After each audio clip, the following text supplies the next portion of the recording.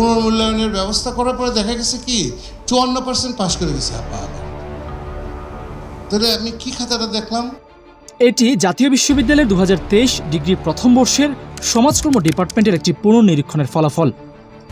এখন আমরা এখানে কি দেখতে পাচ্ছি সেটি ধাপে ধাপে বিশ্লেষণ করি। ফলাফল প্রকাশের পর তার প্রাপ্ত গ্রেড ছিল F, মানে সে এই বিষয়ে অকৃতকার্য হয়েছে। এতটুকু পর্যন্ত বিষয়টি সম্পূর্ণ স্বাভাবিক, কারণ বিশ্ববিদ্যালয়ের নিয়ম অনুযায়ী F মানে ফেল, যা আমরা সবাই জানি। কিন্তু এর পাশাপাশি পুনর্নিরীক্ষণের যে ফলাফলটি দেখতে পাচ্ছি তাতে দেখা যাচ্ছে তার প্রাপ্ত গ্রেড এখন B-। কিছুটা অস্বাভাবিক মনে হচ্ছে। যে বিষয়ে ফলাফল প্রকাশ করার পর তার ফেল এসেছিল, কিন্তু পুনর্নিরীক্ষণ করার পর সেই গ্রেড কিভাবে এক লাফে B- হয়? আবারও বলছি, এটা পুনর্নিরীক্ষণ, মানে ছাত্রের আবেদনের প্রেক্ষিতে শিক্ষকরা আবার সেই খাতাটিকে মূল্যায়ন করেছেন। আরও সহজ করে আপনাকে বোঝাচ্ছি, এই যে ছবিটা দেখছেন এটা জাতীয় বিশ্ববিদ্যালয়ের গ্রেডিং সিস্টেম। নিচ থেকে শুরু করা যাক। F মানে অকৃতকার্য, যা আমরা সবাই জানি। এরপরে আসে D মানে তৃতীয় বিভাগ, C এবং C+ নিয়ে দ্বিতীয় বিভাগ, ঠিক এর উপরেই আছে B-, সেটাও দ্বিতীয় বিভাগ। শিক্ষক যখন তার খাতাটি কাটলেন সেখানে উক্ত ছাত্রটি ফেল করেছিল, কিন্তু পুনর্নিরীক্ষণের ফলাফলে সে এক লাফে B-, মানে যে বিষয়ে সে 39ও পায়নি সেই বিষয়ে এখন সে 55 পেয়ে গেছে। তাহলে শুরুতে যে শিক্ষক তার খাতাটিকে মূল্যায়ন করল তিনি কি আদৌ খাতাটি কেটেছিলেন, নাকি নিজের ইচ্ছে মতো ছাত্রটিকে ফেল করিয়ে দিয়েছেন? তবে এই জিনিসের ভেতরও লুকিয়ে আছে আরেকটি বড় সমস্যা। পুনর্মূল্যায়নের জন্য জাতীয় বিশ্ববিদ্যালয় থেকে প্রতিটি সাবজেক্টে 1200 টাকা করে নির্ধারণ করা হয়েছে। এক্ষেত্রে জাতীয় বিশ্ববিদ্যালয়ের নিয়ম করার দরকার ছিল যাদের রেজাল্ট চেঞ্জ হবে তাদের টাকা রিফান্ড করা হবে, আর যাদের চেঞ্জ হবে না তাদের টাকা অফেরতযোগ্য। কিন্তু সেটা তারা না করে তারা করেছে উল্টো। যে শিক্ষার্থী শুধুমাত্র টাকার জন্য পুনর্মূল্যায়নের আবেদন করতে পারেনি, তবে সে জানতো উক্ত বিষয়ে সে ফেল করবে না বা তার রেজাল্ট এতটা খারাপ হওয়ার কথা না, তাহলে এখানে তার দোষটা কোথায়? সে নিম্নবিত্ত হয়ে জন্মগ্রহণ করাটা তার দোষ, নাকি সেটা জাতীয় বিশ্ববিদ্যালয় কর্তৃপক্ষের, নাকি এটার নিছকই একটা ব্যবসায়িক পলিসি? এই প্রশ্নের উত্তর কি তা আপনারাই কমেন্টে বলুন। আমাদের গত ভিডিওতে আপনাদের রেসপন্স খুবই ভালো ছিল, তাই ভিডিওর দ্বিতীয় পার্ট নিয়ে আপনাদের সামনে হাজির হয়েছি। এখনই সাবস্ক্রাইব করে দিন ফিউচারে ইনফরমেটিভ সব কন্টেন্ট পেতে। এবার আসা যাক অন্য বিষয়ে। জাতীয় বিশ্ববিদ্যালয় সম্প্রতি অনার্স প্রথম বর্ষের শিক্ষার্থীদের জন্য সংশোধিত সিলেবাস প্রকাশ করেছে। নতুন সিলেবাসে প্রতিটি বিভাগেই যুক্ত করা হয়েছে নতুন একটি কোর্স ICT। অর্থাৎ আপনি যদি বাংলা, ইংরেজি, অর্থনীতি, রাষ্ট্রবিজ্ঞান কিংবা হিসাব বিজ্ঞান যে কোনো বিষয়ে অনার্স করেন না কেন, আপনাকে পড়তে হবে 100 নম্বরের ICT কোর্স, যার মধ্যে আছে 75 নম্বরের থিওরি আর 25 নম্বরের ল্যাব টেস্ট। বর্তমানে তথ্য প্রযুক্তির যুগে এটা নিঃসন্দেহে একটি প্রশংসনীয় উদ্যোগ। কিন্তু প্রশ্ন হলো, এই যে কোর্সটা চালানোর মতো পরিবেশ, শিক্ষক আর সুবিধা আদৌ কি জাতীয় বিশ্ববিদ্যালয়ের অধিভুক্ত কলেজগুলোতে আছে? কঠিন সত্য হলো, দেশের অধিকাংশ সরকারি আর বেসরকারি কলেজে এই কোর্স চালানোর মতো ন্যূনতম সুবিধাটুকুও নেই। না আছে পর্যাপ্ত শিক্ষক, না আছে কম্পিউটার ল্যাব।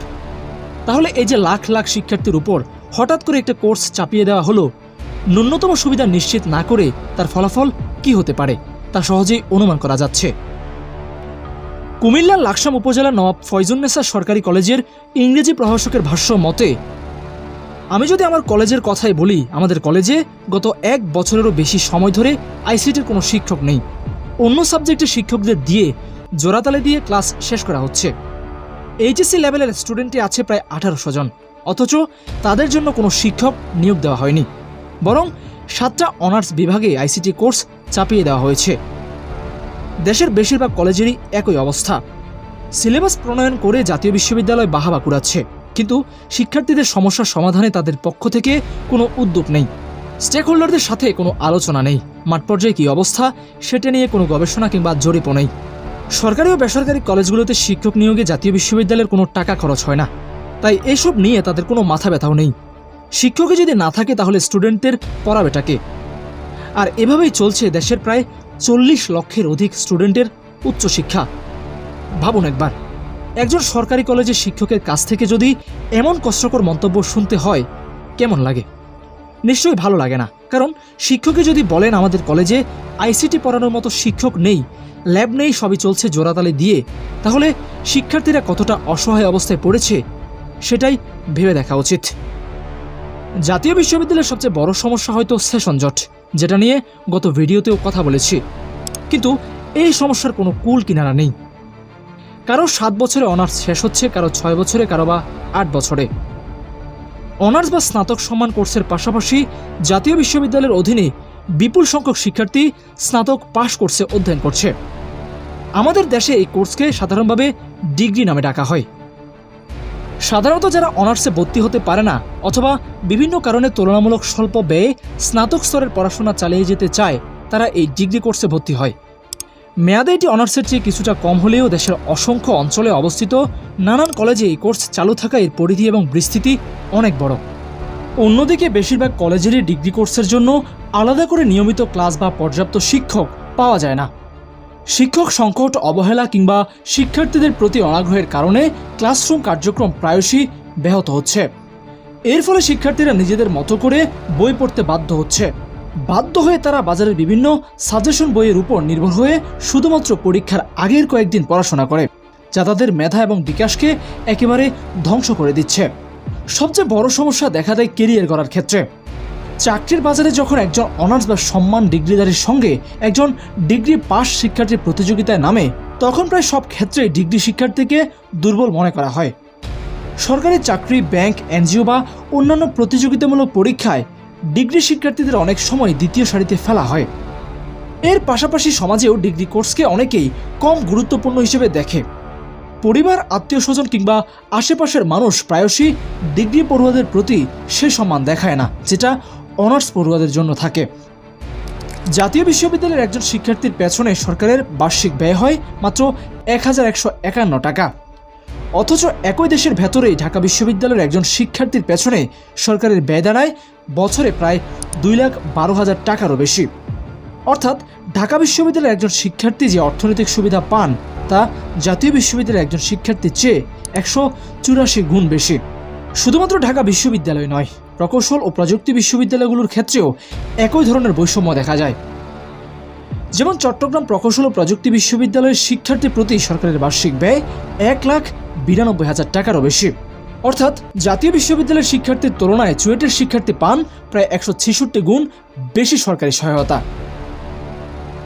যেখানে জাতীয় বিশ্ববিদ্যালয়ের অধীনে পড়াশোনা করেন দেশের প্রায় অর্ধেকেরও বেশি উচ্চশিক্ষিতরা, সেখানে তাদের প্রতি সরকারি ব্যয় অতি নগণ্য। বিপরীতে ঢাকা বিশ্ববিদ্যালয়ের শিক্ষার্থীদের সংখ্যা যেখানে 40 থেকে 50 হাজারের মধ্যে, সেখানে প্রতি মাথাপিছু ব্যয় প্রায় কয়েক লাখ টাকা। এ থেকে স্পষ্ট বোঝা যায় উচ্চশিক্ষায় বরাদ্দকৃত অর্থ কেবল কজন অভিজাত শিক্ষার্থী এবং অল্প সংখ্যক প্রতিষ্ঠানের মধ্যে সীমাবদ্ধ থেকে যাচ্ছে। পাবলিক বিশ্ববিদ্যালয়ে যেখানে প্রতি সেমিস্টার শেষে অন্তত একটি করে 4 বছরে মোট 8টি ভাইবা দিতে হয়, সেখানে জাতীয় বিশ্ববিদ্যালয়ে ভাইবা দিতে হয় মাত্র একটি, সেটিও আবার নামমাত্র অনেকটা নিয়ম রক্ষার্থে। পাবলিক বিশ্ববিদ্যালয়ে পড়াশোনার পাশাপাশি শিক্ষার্থীরা internship, field visit, business competition, research ও বিভিন্ন অ্যাসাইনমেন্টের সুযোগ পান, কিন্তু জাতীয় বিশ্ববিদ্যালয়ে এসব কার্যক্রমের কোনো বাস্তব সুযোগ নেই। আর এ সকল অবহেলা নিয়েই চলছে জাতীয় বিশ্ববিদ্যালয়ের বিশাল সংখ্যক শিক্ষার্থীর জীবন। আর এভাবেই বাস্তব জীবন থেকে তারা সরে যাচ্ছে যোজন যোজন দূরে।